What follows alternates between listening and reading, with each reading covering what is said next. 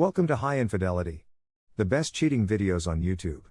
If you enjoy this content, remember to subscribe and turn on notifications. Now let's get into the video. I came back from the dead and nuked ex-fiance's life insurance money plans. So I'll start by noting that I don't believe I'm a decent guy, and this is a narrative with some collateral damage. But this is a narrative of one evil guy exacting retribution on another wicked guy. Backstory: I was raised by a single mother since my father died when I was young, but I had many male role models in the form of elder brothers, and he left behind a hefty life insurance policy, so I had a decent childhood. However, I was never really sociable, and I spent a lot of time in front of my computer since I was in my early teens. As I progressed through college, this behavior worsened, and I ended up spending 80% of my time on a screen, whether gaming, working, reading, or anything. As a consequence, at the age of 20, I was not very handsome and fairly heavy. Because of these factors, I never truly dated and never even lost my virginity until I met my ex-fiance. Furthermore, I was reared extremely religiously since my mother became very devout following my father's death, so I always believed it was a terrible idea to play the field. The only thing I had going for me was that I had learned a few coding languages and had built on them in college. I wouldn't call myself an expert in IT or a programmer, but with a little coding expertise and a lot of ingenuity, you can develop residual income streams, and I had a nice position in IT that allowed me to work from home 3 days a week.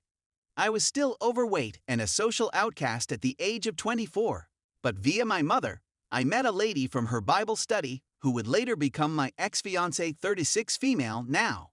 We struck it off and began dating. She had a 2-year-old boy at the time, and they were the only thing I cared about in my life. It didn't take long for me to become physical, lol, and all those years of pretending I was saving myself vanished when I finally got the opportunity to loose it. To be honest, she broke me out of my shell so quickly that I became more social within a few months of meeting her. I even took on a fatherly role for her kid, and she became pregnant after just 6 months of dating. Because I was a devout person, I proposed and wanted to marry before the baby was born. Then she dropped a surprise on me. She was still legally married to a man incarcerated.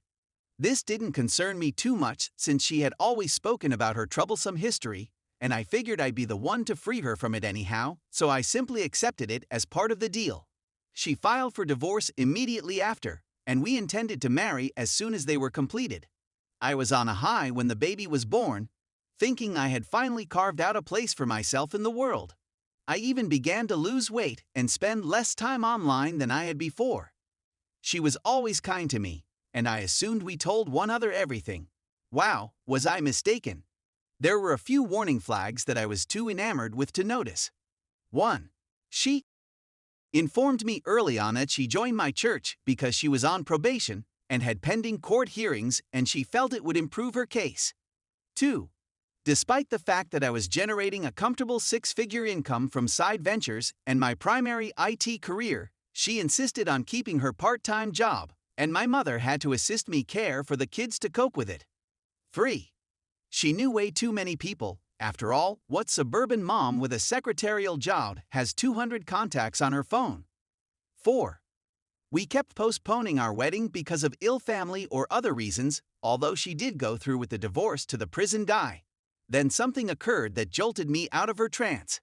She became pregnant for the second time, this time with twins. We had just been together for 4 years and were going to have 4 children. 2 more than I ever dreamed I'd have. We weren't using condoms since she said she was on birth control at the time. Anyway, when the twins were born, I began consulting with my doctor about having a vasectomy, and my ex-fiance pushed me to do it. I wanted to freeze some swimmers before the procedure since we may change our minds in 5 years. So I walk in for the appointment, and the doctor comes out to tell me that my sperm count was low, and they were primarily immobile, but that this may be a temporary issue and that I should try to eat a healthy diet and whatnot for a few weeks and then come back. When I arrived for my second visit and the same situation reappeared, the doctor began looking into it, but you know where this is heading. So, according to the doctor, I am most likely infertile. This turned out to not be completely true, as I now have a child that I know is biologically mine, but it still propelled the following events. When I indicated that I had 3 biological children, the doctor became agitated and began speaking, but I was in shell shock and couldn't understand what he was saying. I believe I left the doctor's office before that were through treating me. I didn't even get in my vehicle. Instead, I walked until it was dark and then hired an Uber to come home. My fiancée was frightened and already sleeping inside, so I simply lied to her and said my vehicle broke down, my phone died, and I was late for the repair and failed to notify her. I went to sleep and woke up the following day, instantly getting on the web to look for similar tales and giving myself false optimism. The first post I read was about how fertility estimations are inaccurate and that I should absolutely get a test. I was convinced this would prove the doctor incorrect, but when the test results came in, I realized the babies weren't mine within a week. My mother was the first person I told, and I went to her home and sobbed for the first time in my adult life. She consoled me before telling me a tale I was never supposed to hear. Essentially, I am the offspring of an affair, and my father died from an overdose on pain relievers after discovering the affair.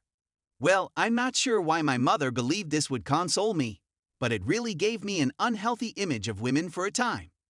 She encouraged that I man up and follow my promise to these kids after hearing the narrative and calming down, since I am the only father those kids have ever known. I had always been a pushover up until this point, and I truly thought about her remarks to me for approximately 24 hours before I snapped. I phoned my fiancée and told her I needed to spend the night at my mother's place due to a family matter, and she offered to prepare us supper, which I rejected. The twins are around 6 months old at this time, and the brothers are 2.5 years and 5 years old.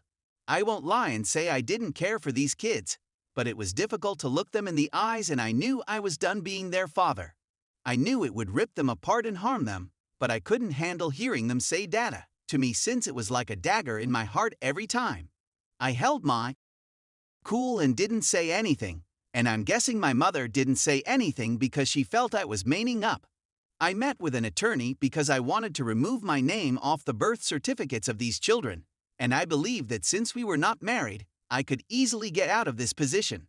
Unfortunately, after looking through the paperwork and financials, I discovered that since I had intertwined much of our money and taken on a fatherly role, I would be accountable for at least the boy's child support, and she would get equity in the property and my side companies.